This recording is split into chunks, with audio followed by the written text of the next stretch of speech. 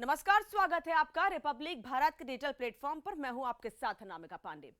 आज हम बात करने वाले हैं कोरोना के नए वेरिएंट्स की।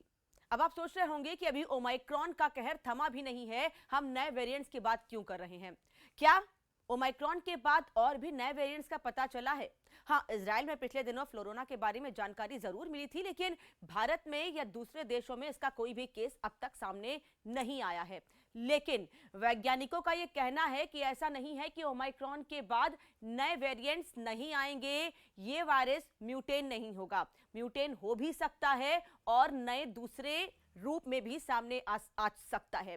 दरअसल वैज्ञानिक ये कह रहे हैं कि कुछ लोगों का ये मानना है कि ओमाइक्रॉन लास्ट म्यूटेशन है, लास्ट स्वरूप है कोरोना का। इसके बाद कोई भी ऐसा केस नहीं आएगा। कई लोगों का ऐसा मानना है कोई भी नया वेरिएंट नहीं आएगा, लेकिन वैज्ञानिक ये साफ कह रहे हैं कि अभी हम कुछ नहीं कह सकते हैं। बहुत जल्दबाजी होगी कहना, क्योंकि पिछले साल नवंबर से जिस तरीके से ओमाइक्रॉन के केसेस बढ़े हैं और लगातार केसेस बढ़ने के साथ साथ साउथ अफ्रीका के साथ साथ पूरी दुनिया में इस वेरिएंट ने कहर मचा रखा है। जितनी तेजी से ये वेरिएंट फैल रहा है, डेल्टा भी इतनी तेजी से नहीं फैल रहा था।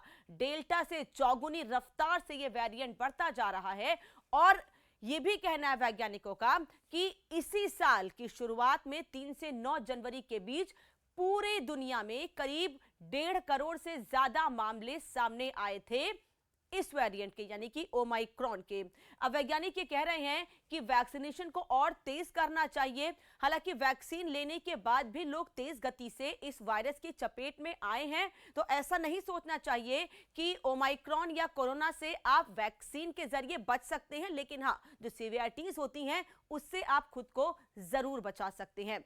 वैज्ञानिक लगातार ये भी बात कह रहे हैं कि आपको अपना ख्याल भी रखना है और अब स्टडी चल रही है कि ओमाइक्रॉन के बाद कौन सा नया वेरिएंट आ सकता है, म्यूटेशन किस तरीके से होगा, क्योंकि ये बहुत तेजी से फैल रहा है, इसकी रफ्तार बहुत ज्यादा है, तो ऐसे में इसे म्यूटेन होने में ज्यादा समय नहीं लगेगा।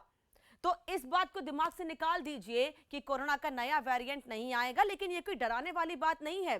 जो एक्सपर्ट्स हैं उनका ये कहना है कि हम डरा नहीं रहे हैं, हम लोगों को सचेत कर रहे हैं कि आपको अपना ख्याल रखना है। केवल भारत के वैज्ञानिक ही नहीं, बल्कि देश विदेश के वैज्ञानिक लगातार ये बात कह रहे हैं कि अभी हम कुछ नहीं कह सकते हैं कि अगला वेरिएंट कौन सा होगा, किस तरह कैसे नया म्यूटेशन होगा, कितना घातक होगा। यह भी हो सकता है कि ये डेल्टा जैसा खतरनाक हो और यह भी हो सकता है कि ओमाइक्रॉन जैसा सॉफ्ट हो, माइल्ड हो, या ओमाइक्रॉन से कम भी खतरनाक हो सकता है, क्योंकि डेल्टा के बाद ओमाइक्रॉन में म्यूटेन होते होते ये वायरस कमजोर हुआ है। तो ये संभव है कि ओमाइक्रॉन के बाद अगर आगे ये वायरस और म्यूटेन होता है और स्वरूप बदलता है तो ये हल्का भी हो सकता है। लेकिन वैक्सीन लेने के बाद भी जिस तरह से लोग बड़ी संख्या में चपेट में आए हैं, केवल भारत में ही नहीं दुनिया भर में इस वक्त लोग परेशान हैं इस नए वेरिएंट से। जिस तरह से ये तेजी से फैल रहा है, स्वरूप बदल रहा है।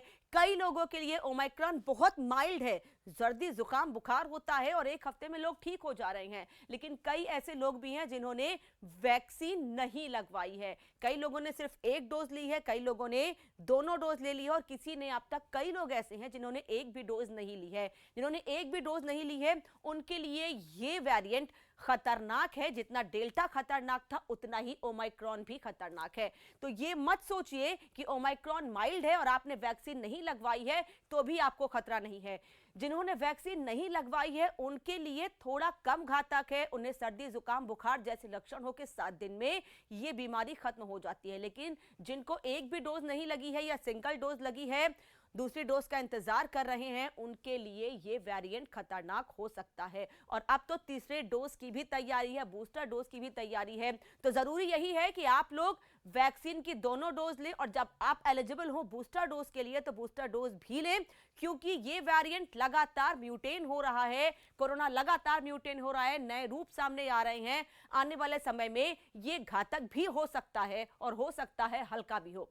तो खतरा नहीं लेना है, ना खुद खतरा लेना है, ना परिवार को खतरे में डालना है। जरूरी है वैक्सीनेशन करवाइए और ओमाइक्रॉन के खतरे को टालिए या उससे बचिए वैक्सीनेशन के जरिए, क्योंकि ये वेरिएंट अभी और भी म्यूटेन हो सकता है, खतरनाक भी हो सकता है। फिलहाल इतना ही।